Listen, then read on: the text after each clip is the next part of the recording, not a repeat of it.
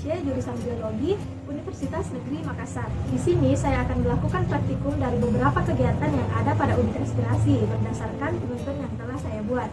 Oke, langsung saja mari kita lakukan praktikum ini.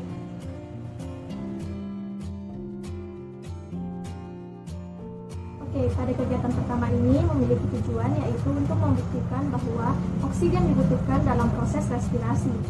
Alat dan bahan yang digunakan yaitu respirometer sederhana yang telah saya buat sendiri, kristal KOH, vaselin, siring dan jarum suntik, larutan safranin, kapas,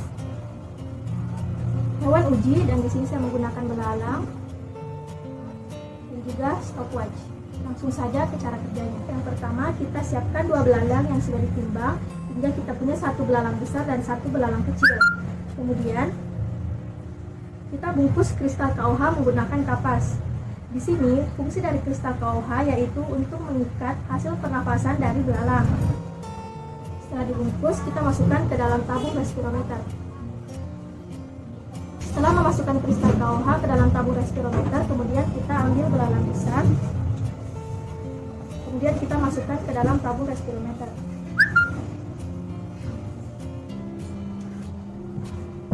Setelah itu, kita tutup tabung respirometer dengan tutupnya beserta pipa berskala. Setelah kita tutup, kemudian kita oleskan antar tabung dan penutup tabung menggunakan vaselin agar tidak terjadi kebocoran.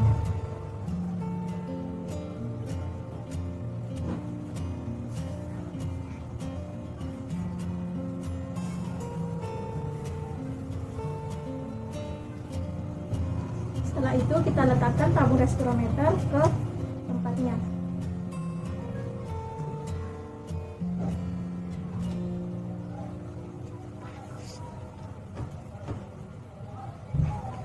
Setelah itu kita ambil larutan eosin menggunakan siring serta jarum suntik. Oke, kemudian kita masukkan ke ujung pipa berskala hingga kedudukan 0. Setelah itu, kita nyalakan stopwatch selama 5 menit.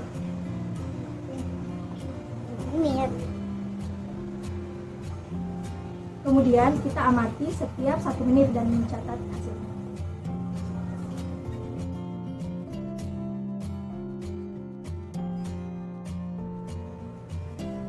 Oke, setelah 5 menit, kemudian kita ganti belalangnya menggunakan belalang yang lebih kecil.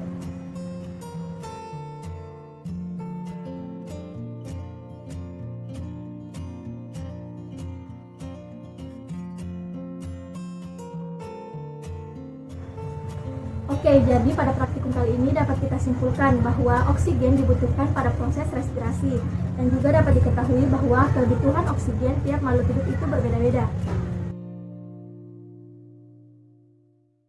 Pada kegiatan 2 ini memiliki tujuan yaitu untuk membuktikan bahwa dalam proses pernapasan dihasilkan CO2 atau karbon dioksida. Tentu saja alat dan bahan yang digunakan yaitu 2 buah gelas plastik transparan, kapur, air suling, label, sedotan plastik bening, dan juga stopwatch. Langsung saja ke cara kerjanya. Pertama-tama kita larutkan kapur dengan air suling, kemudian kita diamkan semalaman hingga mengendap. Setelah itu, kita beri label ke kedua gelas transparan ini menjadi gelas transparan A dan B. Kemudian, kita tuang air kapur yang telah dilarutkan ke gelas transparan.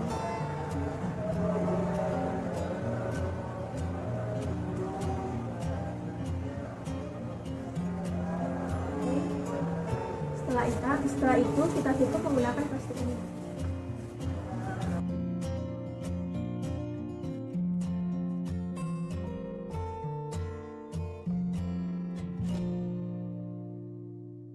Kita masukkan sedotan plastik ke gelas transparan A. Kemudian kita nyalakan timer selama 5 menit. Lalu kita tiup gelas transparan A selama 5 menit, sementara gelas transparan B kita diamkan.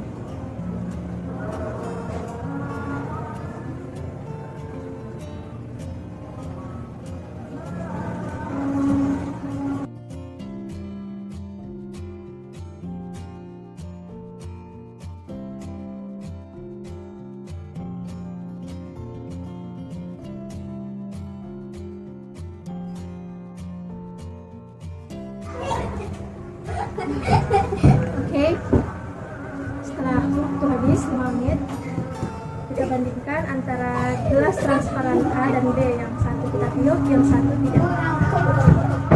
Di sini kita dapat membandingkan bahwa gelas transparan yang larutan air kapur yang ditiup itu menjadi keruh, sementara yang tidak ditiup itu tetap jernih. Praktikum kali ini dapat kita simpulkan bahwa dalam proses pernapasan itu dihasilkan CO2 atau karbon dioksida. Itu dibuktikan dengan larutan air kapur yang telah kita tiup itu menjadi keruh, sedangkan yang tidak ditiup itu tetap jernih. Hal itu karena saat air kapur bertemu dengan CO2 itu akan menghasilkan kalsium karbonat, di mana ditandai dengan air kapur menjadi keruh. Kegiatan 3 memiliki tujuan yaitu untuk membuktikan bahwa pada proses respirasi dihasilkan H2O atau hidrogen dioksida. Alat yang digunakan yaitu cermin, kemudian stopwatch. Cara kerjanya yaitu menyiapkan cermin yang bersih, kemudian stopwatch. Kita atur stopwatch menjadi 1 menit, lalu kita mulai. Kemudian kita hembuskan napas ke cermin.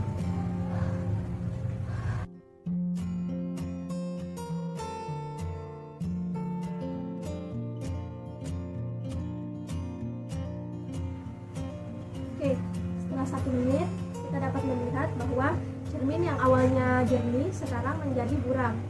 Hal itu menunjukkan bahwa dalam proses respirasi itu menghasilkan H2O, ditunjukkan di mana cermin menjadi buram. Itulah praktikum yang dapat saya lakukan mengenai unit respirasi mata kuliah fisiologi hewan berdasarkan penuntun yang telah saya buat. Kurang dan lebihnya mohon dimaafkan. Wassalamualaikum warahmatullahi wabarakatuh. Salam biologi.